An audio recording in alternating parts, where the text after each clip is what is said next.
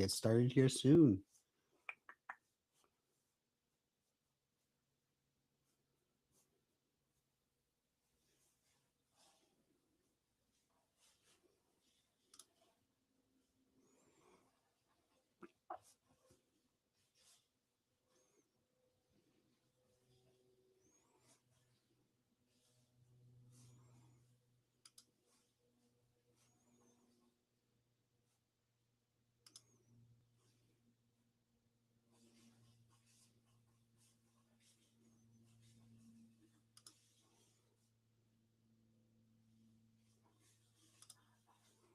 All right, welcome everyone. Let's get jump into this. Today we are jumping into running a risk workshop. For those who don't know me, I am Russ Parker. I am a PMP, PMI-RMP, certified project manager, owner of 44 Risk PM, a PMI authorized training partner, and I have spent the past couple of years teaching PMP, RMP courses, and how people just how to be better project managers. And one of my focuses has been on the risk workshop, which is what we're going to jump into today. How to run risk workshops that actually help out your projects. All right. So we are going to, this is just going to be a quick training. Shouldn't take too long to actually get through. And it does come with a lot of great information that you can take away immediately and start applying with your projects. So if you're here, if you're on one of the live streams, go ahead, hit me down, throw in your name, where you're from. And if you're in the Zoom, obviously I know who you are and where you're from because you are part of my communities that I actually use to help coach people through their exams. So let's get into this though. So if you are working, if you know, yeah, if you are running risk workshops and they have not been working, or if they just feel like a check in the box exercise or a status meeting overall, you know, this is where you need to be because it's not your fault overall. PMs are not taught how to actually facilitate these workshops.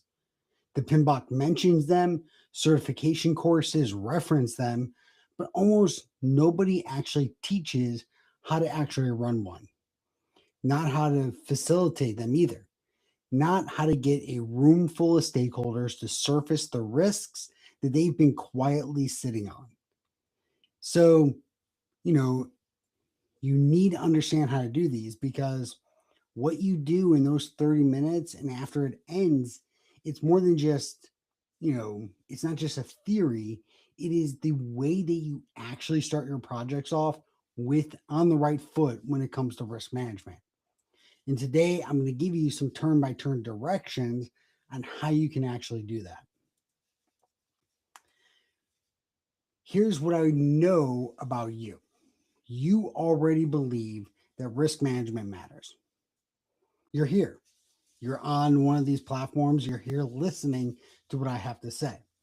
So, whatever time it is for you, that tells me something right now that you actually want to see this succeed. You want to see people actually walk away with the ability to understand risk management as it goes with as it at the very beginning of your project.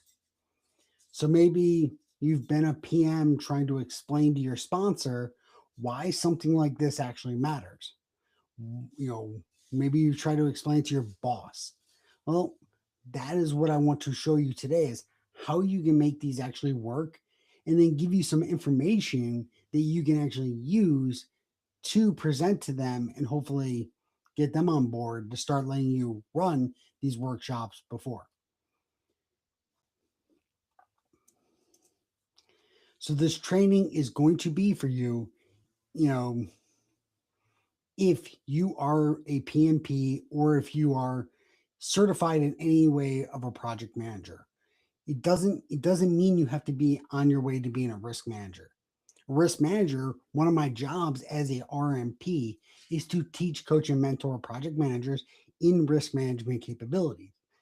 And that's what I'm doing today. So that is who this is for, not just the RMPs out there, but for the actual PMPs who want to be better at risk management. So if you've ever tried if you've ever tried workshops before, this is definitely going to be for you because I'm sure they felt unstructured, they probably felt unproductive, and you need a repeatable professional system, not just another theory to review.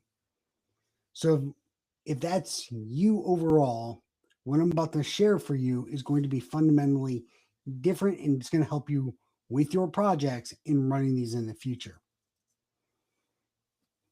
Now, here's one belief I want you to walk away with as we get through today.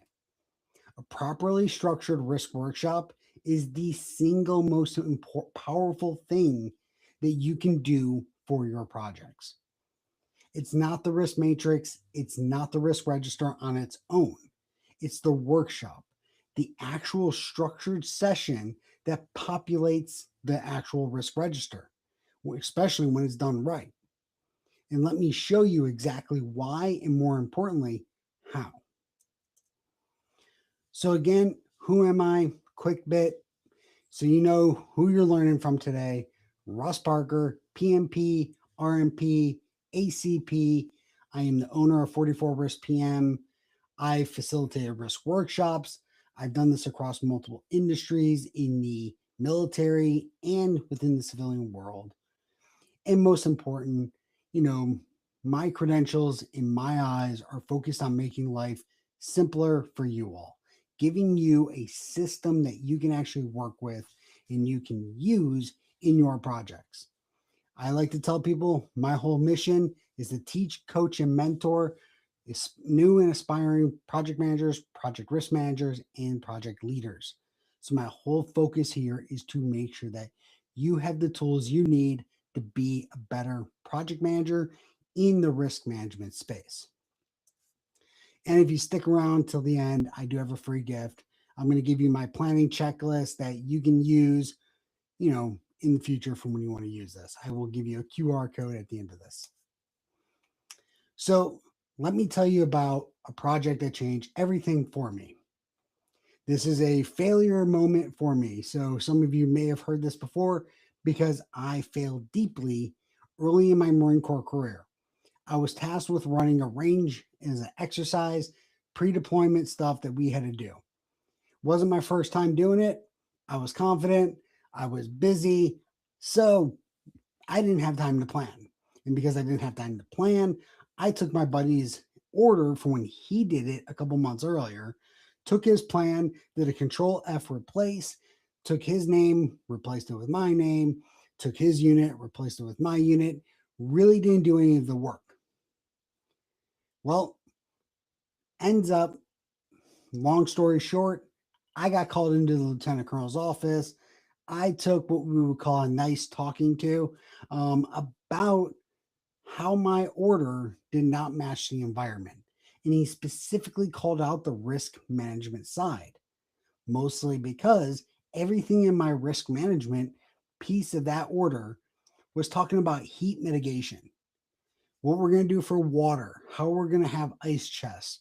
If someone's a heat casualty, what are we going to do? But I was running my range in December. And as you can see in these pictures right here, it snowed.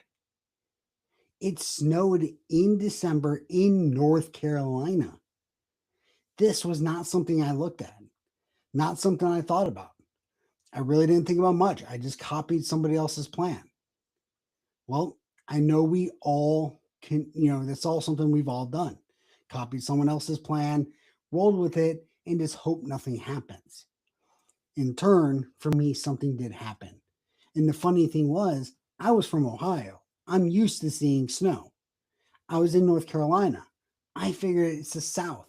Nothing crazy like this is going to happen in the South. I'd never been in North Carolina before. This is my first winter there. Sure enough, it snowed in North Carolina. Something that's rare, but it is a risk that's sat out there. So here's what got me about this afterwards, and something that I've learned more than anything. It's the risks that hurt us the most are the ones that people never talked about. I never asked.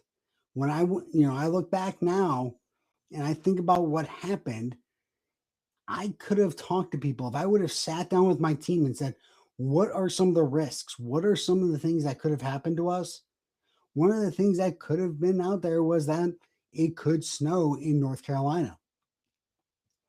But I never thought to sit down and actually plan like that beforehand. But when I was talking to that lieutenant colonel, and again, getting a nice talking to, he challenged me. He told me I need to be more proactive over reactive. And he called out my ability to lead my Marines in Afghanistan the upcoming year, the next year, because he couldn't trust me to plan a simple range. And that's when I started taking risk management a lot more seriously. And I started actually sitting down and thinking through what are the good, what are the bad that can happen, and how do we plan for that before it ever happens. And I took those skills with me into Afghanistan. And then from there, we were able to train and train, and we were prepared for all the scenarios that we saw while there. So the key element became throughout the rest of my career, as I trained more lieutenants, as I became a trainer, is that I need to teach this system to them, that you need to think through these things before you ever start working on it. Because if as long as you're thinking through risk management up front, you're going to have a lot easier time on the back end, especially when it comes to execution. So here's what we're going to cover today. We're going to go over what I call the 3 secrets. All right. Nothing really crazy with these secrets, but we're going to go over some of the hidden problems every PM has when it comes to risk workshops. Then we're going to jump into your 5-phase system that makes workshops work every time. And then we're going to go into the facilitation secrets that gets the team to actually do this work and actually get this done the right way. So let's jump into these secrets. Starting with secret 1, the hidden risk problem that every PM has. All right, this is the root cause behind really project failures, and when it comes to risk workshops, even being something that anyone does. So I want you to think about 2 types of project managers. PMA manages the risks that they already have in the register, the documented ones, the identified ones. They're diligent. They review the register in the status meetings. They update their probability scores. They make sure their risk owners are actioning the items. Solid, right? Solid PM. They're doing what they're supposed to do. PMB does all of that, but they build a system to surface the ones that aren't in the register yet. They're the ones that are actually proactively looking for the other non-obvious risks. Well, can you guess which PM has fewer crises throughout the project? If so, let me know. What are your thoughts? PMA or PMB? Well, I personally am going to go with PMB on this one. So here are the 4 categories of uncertainty in every project. If you've taken a PMP course, if you've taken RMP or any type of course, you've seen these before. Known knowns, these are the risks that we already documented, identified, we've logged, someone owns them. The risk management, they are, it is what it's intended. We all know about these ones. But then we have known unknowns. These are risks that you can anticipate and plan for, even if you haven't fully defined them yet. You know their dependency, they sit out there somewhere. You just haven't pinned them down yet. And then here's where it gets interesting when we get down below. You have unknown knowns. These are the dangerous ones. These are the risks that someone on our team actually knows about, but they haven't said them yet. They haven't told us yet about them. So these are very preventable risks that we just don't know about. But then you have unknown unknowns. These are the ones that honestly we just don't know about. These are our blind spots. Neither you nor your team are even aware that these exist.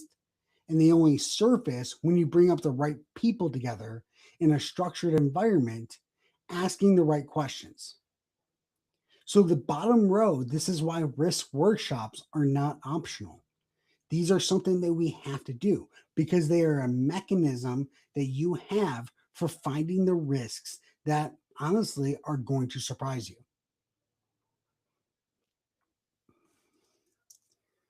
So, unknown knowns. These are the risks that are literally hiding in your teams. We're going to stay on this for a second because this is where really your workshops are going to make their money. A risk workshop that is designed and facilitated correctly creates a structured, psychologically safe environment for the team members to actually surface what they know. This is not about guessing. This is not about speculation. This is about them saying what they know when and that you don't know. Whenever I was planning and I was in amongst a team, I was a major in the Marine Corps. I was in a team of other officers, high ranking officers that we have been doing this for years, sitting around a table, looking at a map, looking at a PowerPoint, talking about risk. What are the things that can sit out there? And during a break, just talking to a young Marine who'd been in the Marine Corps for, you know, 4 or 5 years at that point, he just looks at me and goes, "Hey, sir, what if this happened?" And I stared at him for a second and I was like, that is a phenomenal idea. And I realized something quickly there. We need to talk more to everyone in the room, not just all these important people. Bring in the one individual we had just typing on the computer. They identified a risk that made it into our top 5 list. Something that we hadn't identified, we hadn't even thought about, but he did. He was thinking outside the box in a way that we weren't. So it's all about getting the right people in there to find the unknown knowns, things that people have, ideas that they have that you just don't know about yet. Because a risk workshop is designed to surface these, is designed to get people in and think about what are the project killers. We also want to challenge the unknowns unknowns. These again are your blind spots. These are the areas that nobody sees coming because nobody could. But here's what I've found over my time of doing this. You can systematically shrink this category by bringing in those people. What is an unknown unknown becomes an unknown known once you get the right people in the room. And then it becomes a known known once they actually talk about it. They bring it up, right? And we do that through structured questions, looking at things from multiple different angles. And you can start reducing your unknown unknowns into a smaller, more manageable category. Again, this is why risk workshops exist. To get that bottom row, we want to face our unknown, or we want to face our unknowns, and we want to find them so that way we have a comprehensive risk register going into our project. So you might be thinking already, Russ, we already have a risk register.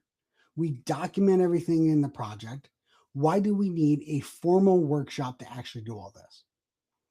Well, a risk register is the output of the workshop. It's not the substitute for one. The whole goal here is to put some time on the calendar and going, we are going to sit here and focus on risks. And we're going to do this in a structured way that we can identify, we can go through and assign, We can go do our analysis on these, and we can do everything we need to do in order to actually build out our risk register. Our risk register. So, secret one is confirmed. The hidden risk isn't awareness; it's just identification.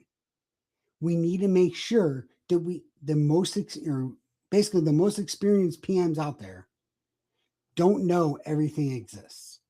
They have teams that actually know where these things are. And workshops is a system to bring these people together and surface them, especially the risks that nobody's actually talking about yet.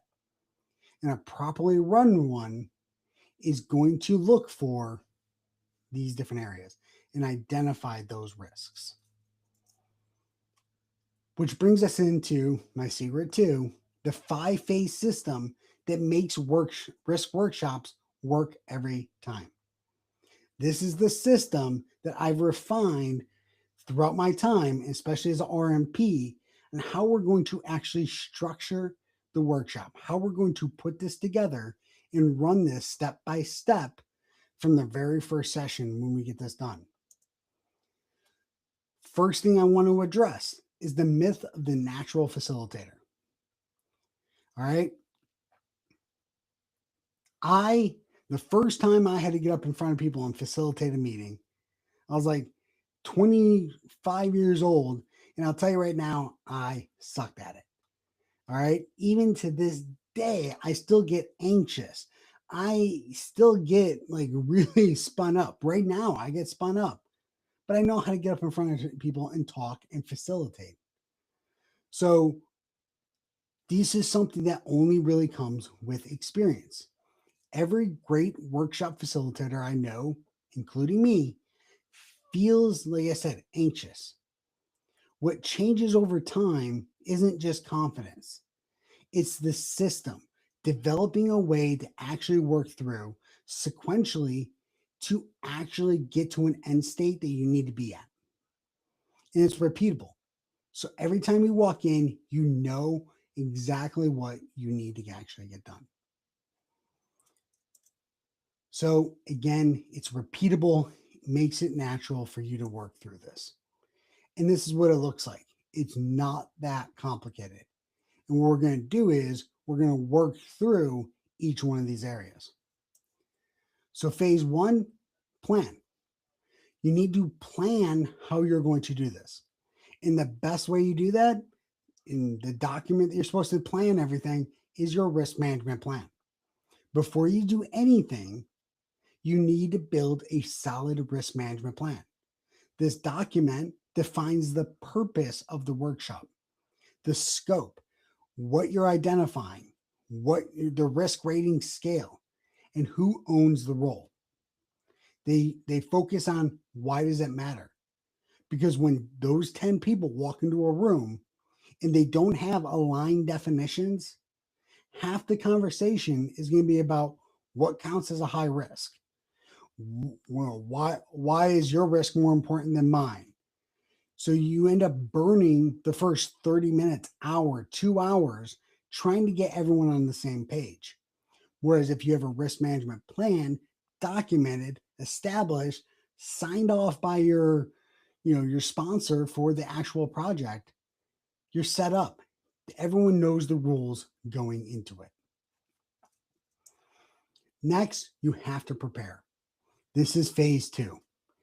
And it's all about getting the right people in the room to get the right inputs and get their, what they need when they arrive. I tell people all the time, you need to make sure you have the right amount of people. I like to say, depending on your organization, obviously this can fluctuate, but 14 people is actually a good, solid, team size. Not five. Five, you really, that's where you're going to get the people who aren't going to be able to really talk through much.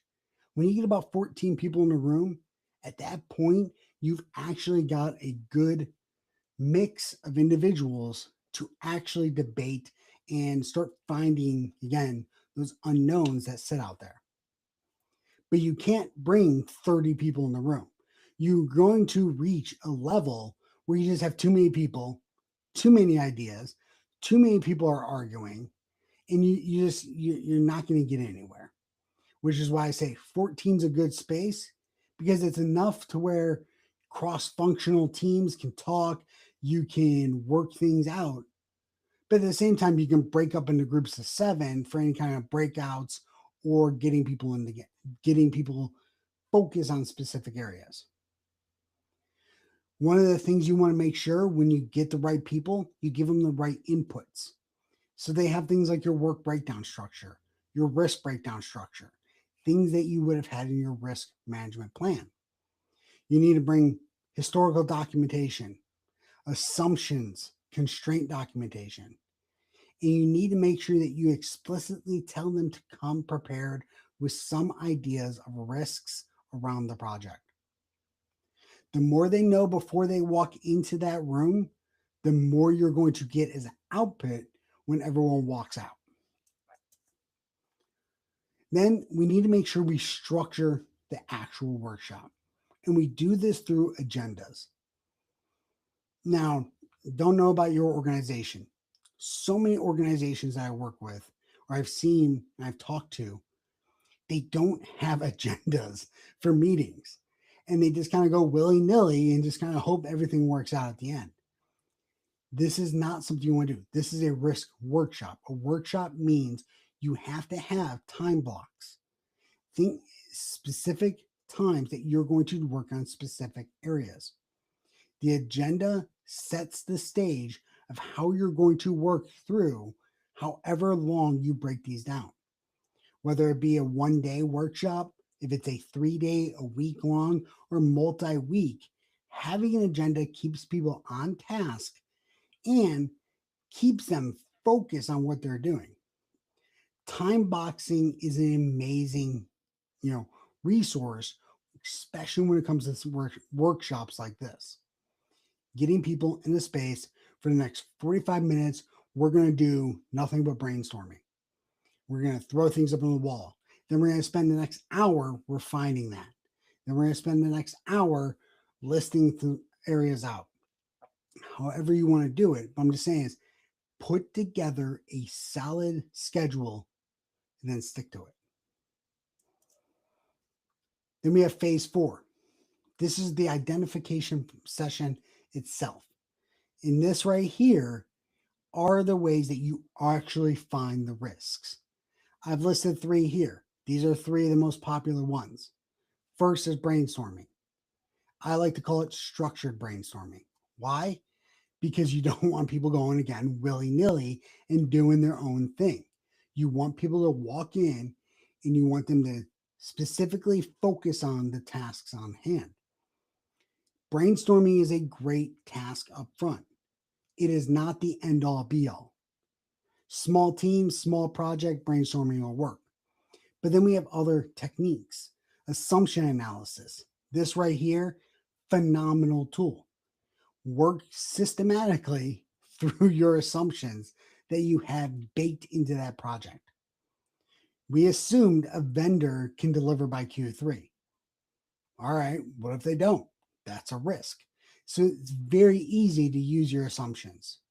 And then checklists if you have them. Depending on your organization, you're going to have checklists for how things work. But you also have your RBS, your WBS, work breakdown structure, risk breakdown structure. These help you as a safety net when working through these different areas. Now, there's tons of different techniques out there. Delphi technique, you have just a lot of different ideas out there. All right. But these are 3 as some of the simplest ones to really get the team thinking through the problem set. All right. So if you're listening, you're live right now, let me know. If you used any of these, we'll go 1, 2, 3. Let me know. Which ones have you used? How often have you used them? All right. So we've basically confirmed now secret 2, the 5-stage process. And it doesn't mean you just jump into the actual facilitation, right? That's the number one thing here. Your natural facilitation isn't existent. And the facilitation starts well before you walk in the room and actually start identifying the risks. It really starts on the front end with planning, with putting together that risk management plan and understanding exactly what you need to get done when you walk into that room, establishing the agenda, getting the right people in the room to think about through that agenda, and then executing that agenda through structured risk identification processes. Then, secret number 3, the facilitation secret that gets your team to actually share what they're really thinking. Because you can get everyone in a room, you can get all the right people, you can do all the right things. But if people aren't actually participating, that wastes everyone's afternoon. So, first question we gotta answer is why do risk workshops go so quiet? And the core problem here is we tend to run them like status meetings. That's what we're good at as PMs. We're good at giving a status. Okay, this is where we're at. This is what we're doing. And we like to talk to people by talking with them. We're usually getting senior individuals spun up. Everyone nods, stays quiet. We walk out and we hope everything works out. Or you walk in here and you get one individual who's really loud. That one is just takes over the meeting. And I'll tell you right now, we all know who that individual is. And if you don't, it's probably you. Sorry. But, you know, you want to make sure that you get the full picture by getting everyone's perspective. And we got to do that by conquering and making sure that everyone's not quiet. Because quiet workshops are the most dangerous workshops. Because that's when people walk away thinking, this is useless. Why did we even do this? Why did we even try this at all? And then next project, no one does it again. But it all goes to the fact of you didn't facilitate it the right way. So, how do we do that? What is a facilitator? I've said earlier, natural facilitation does not exist. It is a learned skill. So, when it comes to being a facilitator, I have a list right here of some of my top areas. You need to be neutral. I don't care if you are like the most senior individual. Be neutral. Be the leveling ground for everyone in that room. You need to ask questions. When it gets quiet, start asking probing questions. Luckily for us, we have ChatGPT, Claude, all these different tools that help us with a bunch. You can make a list of probing questions before you walk into that workshop. You need to be a space creator, as in you create the right space for people to work in. All right. I know it sounds weird, but you need to make sure that you have whiteboards, papers, you have a tool, you have an agenda up on the room. You set the room up dynamically for everyone to work together. You need to be an energy manager. When people start getting fatigued, you need to pick them up, figure out a way to do it, take a break. I like to tell everyone, let's start doing some push ups or jumping jacks or something like that. Gets everyone laughing, gets everyone kind of moving, gets everyone moving again, and gets their mind thinking. And most importantly, you need to be a clock keeper. Nothing's going to destroy your future when it comes to running future risk workshops than going over time all the time. You have that agenda, stick to it. Now, what aren't you? You are not the subject matter expert speaking. Even if you are a subject matter expert, you need to limit what you're bringing in there. Your job is to facilitate, get the team doing it. And if you are the subject matter expert as the PM or as the risk manager doing this, then you need to get another facilitator. You need to get someone in there who, again, is neutral, someone who is not left or right. They're focused on running the actual workshop. You're not an opinion sharer. All right. If you haven't, again, it goes back to that subject matter expert. You're not giving your opinion all the time. You are You are the meeting chair. You are the one up in front of it. You are the one guiding and getting everyone together and making sure that they're following the process. They're getting everything identified. And you're not a note taker only. I advise you actually get someone to be that note taker. Like I said, I was in that session. I had a note taker, but just because they're in the room, get their opinions. They are getting a lot more information than probably everyone else because they're taking all the notes.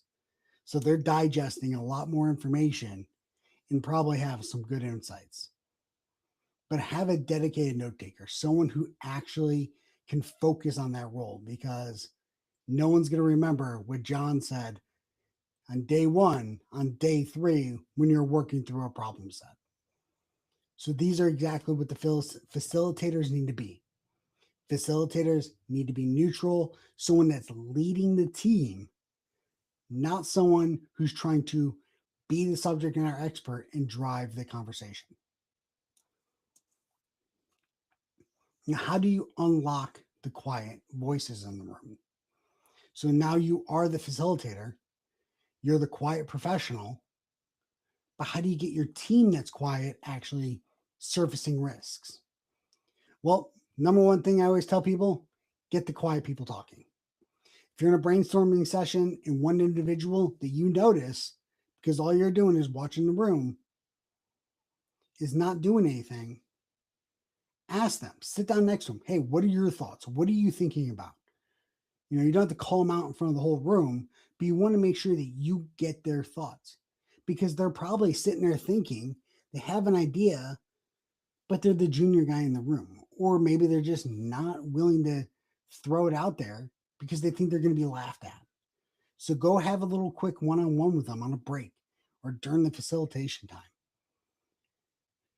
Use round robin for initial brainstorming. Love this. You can have scattered brainstorming. There's multiple different ways to brainstorm. One way is everyone just goes and puts stickies on the board or writes things on the board. Good. It can be chaotic. But when you do a round robin, you just go around the room and everyone gives an idea. So when it gets to that individual, they have to give an idea. Saying no is not an option. You got to do something. All right. Another one is using hitchhiking and build on other people's ideas. One of the ways, like I said, is I had a quiet person in one of my risk workshops. The individual, I talked to him one-on-one. They had some good ideas. I was trying to get them to kind of, you know, I was trying to get them to talk more in the actual room. And one of the ideas they gave me, someone else kind of mentioned. So what I did is I'm like, hey, great, Bob, what are your thoughts? And they kind of like, I'm like, well, we were talking about this earlier. You were expanding on what he said. What were you thinking about again? I can't remember. Granted, I remembered, but I got him talking. And eventually he started participating more because he saw that his opinion was valued by the rest of the team. And then breakout groups are also a great way. Remember, I said 14 individuals is a solid team. I like it. Even numbers makes it easier. Break them in two. Usually when you get into smaller groups, your quiet individuals a little more willing to speak up. A lot of times it just has to do with public speaking. Not everyone is willing to get up and talk in front of a big group or randomly put a camera up and talk on YouTube Live or all these different areas. All right. So you got to get these people involved in a way that makes them talk. And also just make sure you're setting ground rules. The ground rules are going to help people make sure that they understand that they can participate. Again, no criticism during brainstorming. Simple one. Someone brings up an idea, you don't laugh at it. You let them go with it.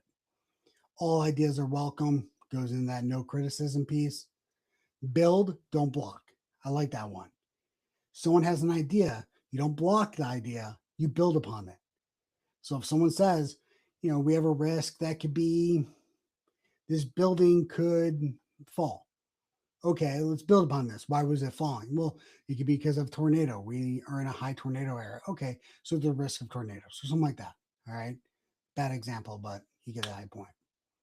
Keep a label on topic. All right, Number one thing I see sometimes is people just going off topic. Set the ground rules. We are focused on this area. That's why you're time blocking. What's said here stays here. Just safety. I like that. I like to preach with the teams. We are in this room. We are working together. If there's a disagreement, there's a disagreement. We don't take it out of that room. You do that. You set these 5 ground rules are phenomenal for making sure that the team stays together.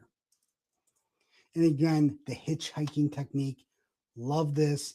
This is my favorite facilitation technique. It is really where you can pull out some unknowns. Because as you're facilitating, you're hearing people talk. That's when someone mentions something, like I said earlier, hey, we're in the hallway the other time you were mentioning something. They mention this, makes me think of it. What are your thoughts? Granted, it can be used as a way to get quiet people talking, but it also can be a way to get people thinking. All right. That is why you're the facilitator. That is why you're in that room, is to get people coordinating together. All right. Now, you might be thinking, my stakeholders don't want to be in more meetings. They just want to get back to the project and get it done. That's right. But here's what I found. Stakeholders really want, they want to limit the budget. They want to maximize what is done for the lowest cost. And the reason why they're disengaged is because previous workshops didn't go anywhere, because they didn't follow all these rules that we've already just talked about. So instead, we need to make sure that we're doing things the right way, bringing everyone in, facilitating, getting the best risk register that we can from everyone's ideas, and showing those stakeholders why this is important. Why is this worth a day before you actually jump into the full project to actually set some structured time to think through risk management? Do it the right way, get the right risk register, get the right budget associated to it, get the right risk owners assigned, get the risk responses put together. You are going to have a lot easier time with the stakeholders when they see the value on the back end. So again, secret 3, facilitation is a learnable skill, not a personality trait. This is something that you learn over time, but all you need are the right tools going into the room, the right advice before you get in there. If you have all of that, you are set up to run risk workshops the right way every time. All right, so here's where we are. We've gone over my 3 secrets of how you actually run these. We've gone over those categories of uncertainty with unknown unknowns, unknown unknowns, known knowns, and known unknowns, right? We know that it's the unknowns that are going to destroy our projects. And that's why we run risk workshops in order to find them. The 5-phase system that works through this process, and then how to be a good facilitator to actually get this all done. Setting that psychological safe environment for everyone to participate, for everyone to actually find the right risks, get them on that register. So we have 2 options for you. Hopefully you're taking some notes, you're looking through it, what you're learning today, and you're able to apply that. Or you can get the complete proven system on how this all works and how you can actually do this the right way. And that's why I have a full course on this, on how to run risk workshops. All right. This is a full system, 2-hour training that shows you how to protect your projects the right way. It's 8 modules, covers everything from the foundations all the way up to advanced tips and common pitfalls that I see when people run risk workshops, and from the ones that I've personally ran and personally had a lot of problems with. I also give you a nice big group of templates that you can use for your risk workshops, to include planning checklists, my favorite sample agendas from one day all the way up to a week-long workshop. how to work through your assumption constraints, brainstorming worksheets, checklist, statement examples, writing clear risk descriptions, workshop ground rules, and my risk register risk assessment template. All right. This is all, I've worked with people, talking through this, like $900 value. I sell it usually for 47 bucks, but I put this course up on Udemy. 600 people have downloaded it, or actually, I'm up to about 700 now. And we all know Udemy, they like to put their courses on sale. So I stopped selling this for 47 bucks on my website. It's only $12.99. That's what I'm giving it to everyone from now on, because that's what Udemy usually gives it for. And that's where people are buying it for. All right. So you guys today, we went through those 3 secrets, the categories of uncertainty. We went through that 5-phase system and how to be the right facilitator. So are there any questions? If not, that's the QR code. They'll take you to the risk workshop. I'm going to pull up the chat here to see if there are any specific questions when it comes to what we talked about.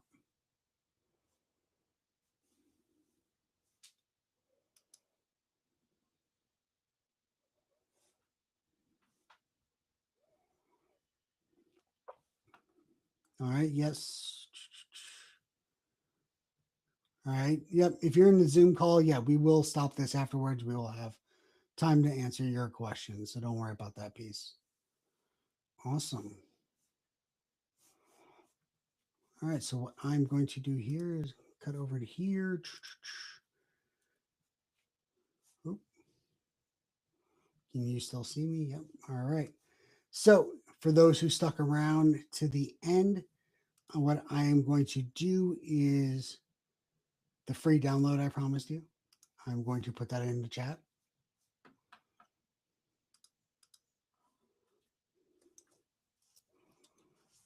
So there's the free download there. I'm also throwing the link to the course because I know that's going to be the number one. If you didn't scan that QR code.